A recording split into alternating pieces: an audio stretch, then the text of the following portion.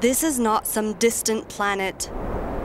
This is the eastern part of Aleppo, home to 250,000 people. Relentless Syrian and Russian bombings on the rebel-held area have ravaged entire neighborhoods, schools, hospitals, wounding and killing scores of civilians, many of them children. Pictures of the city's devastation have flooded social media, and public outrage is growing. This online petition, signed by dozens of activists and university professors from around the world, pleads to stop the massacre. And this Friday, German weekly Stern chose to keep silent on its website. Its editors said they felt the humanitarian crisis in Syria deserved more media coverage. As a mea culpa, and because pictures speak louder than words, the paper only posted heartbreaking photos from Aleppo. Will now begin. At the United Nations General Assembly last month, UN Secretary General Ban Ki-moon sounded the alarm on the situation in Syria.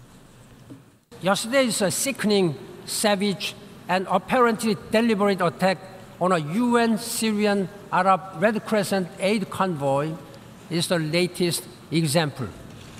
The United Nations has been forced to suspend aid convoys as a result of this outrage. 2 weeks ago, Syrian and Russian forces launched a major air campaign on eastern Aleppo.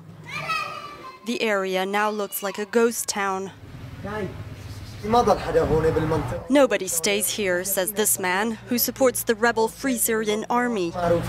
He says only 2 to 3 families are known to have remained in the area. Water has been cut for a year and a half, and there's no power.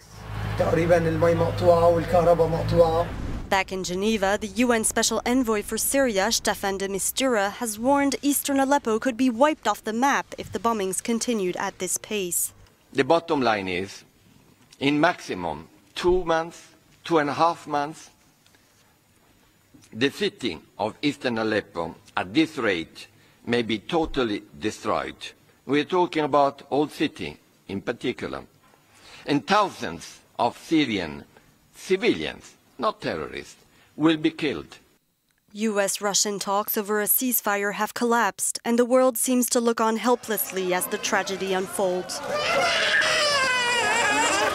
Allahu Akbar. Allahu Akbar.